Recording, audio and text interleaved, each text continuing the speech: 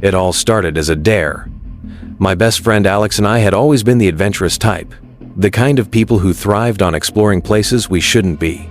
So, when we heard about an abandoned subway station a few miles from our neighborhood, it was only a matter of time before we decided to check it out for ourselves. The station had been closed for decades, ever since a fire broke out in the tunnels, causing irreparable damage and taking a handful of lives. Locals whispered about the place being haunted, claiming that strange sounds and ghostly figures were often seen near the entrance. Naturally, that only made it more appealing to us. On a cold Saturday evening, armed with flashlights, a couple of snacks, and a vague map we found online, Alex and I set off. The entrance to the subway station was hidden behind a crumbling chain-link fence, overgrown with ivy and weeds.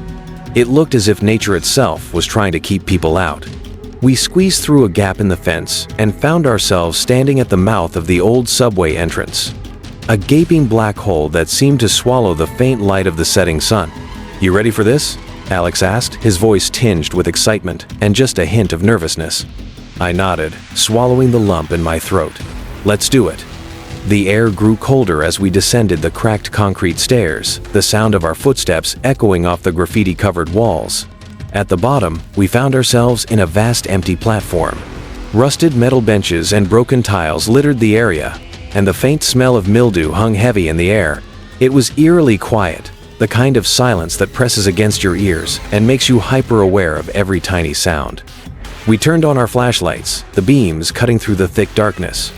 The graffiti on the walls ranged from crude drawings to elaborate, colorful murals. But what caught my attention were the words scrawled in large red letters, "Do not enter." "Well, that's not ominous at all," Alex joked, his flashlight pointing at the warning. "Maybe we should," I began. But Alex was already moving forward, his curiosity overriding any sense of caution. We made our way down the platform and into one of the tunnels. The walls were lined with old tiles, many of which had fallen off to reveal the concrete underneath. Puddles of stagnant water reflected our flashlight beams, and the air grew damper the further we went. Every so often, we'd hear faint sounds, the drip of water, the scurrying of rats, but they always seemed to come from just beyond the reach of our lights. "Do you hear that?" Alex whispered, stopping suddenly. I froze, straining to listen. At first, all I could hear was the sound of my own breathing. But then, faintly, I caught it. A low, rhythmic tapping, like the sound of metal on metal. It was coming from deeper within the tunnel. "Probably just pipes," I said, though I didn't entirely believe it. Alex grinned. "Only one way to find out."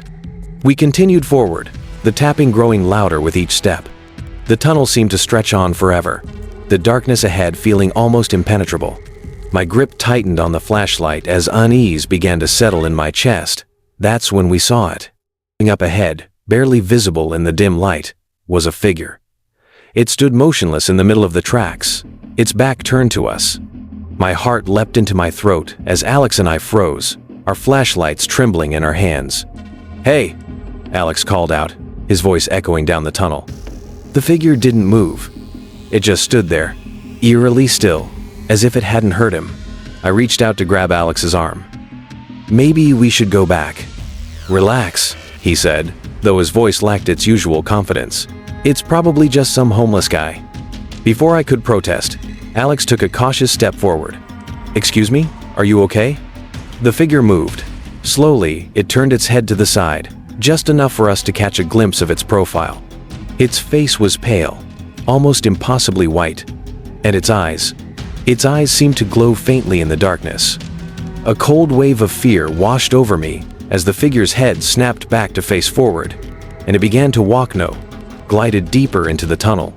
"Nope, nope, nope, nope," I muttered, grabbing Alex's arm and pulling him back the way we came.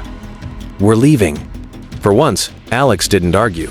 We turned and began walking quickly, our footsteps echoing loudly. But then we heard it, the tapping sound again, faster this time, and closer. My stomach dropped as I realized it wasn't coming from ahead of us anymore. It was behind us. "Run!" Alex shouted, and we bolted. The tunnel seemed to stretch endlessly, the darkness closing in around us. My lungs burned as we ran, the sound of tapping growing louder, more frantic. I didn't dare look back. Finally, we burst onto the platform, gasping for air. I turned around, shining my flashlight back into the tunnel, but it was empty. The tapping had stopped. For a moment, all I could hear was the pounding of my heart and the sound of Alex's labored breathing. What the hell was that? I managed to say between breaths. Alex shook his head, his face pale. I don't know, but let's not stick around to find out. We hurried back up the stairs, the cold night air hitting us like a slap to the face as we emerged from the subway entrance. The city's faint sound scars in the distance, the rustle of leaves felt strangely comforting after the oppressive silence of the tunnels. We didn't say much as we made our way back home, both of us too shaken to process what had just happened. That night, I lay awake in bed, replaying the events over and over in my mind. The figure, the tapping, the way it seemed to glide rather than walk. It didn't make any sense. And then, there were its eyes, glowing faintly like two distant stars in the dark. Alex and I never went back to the subway station, and we never told anyone about what we saw.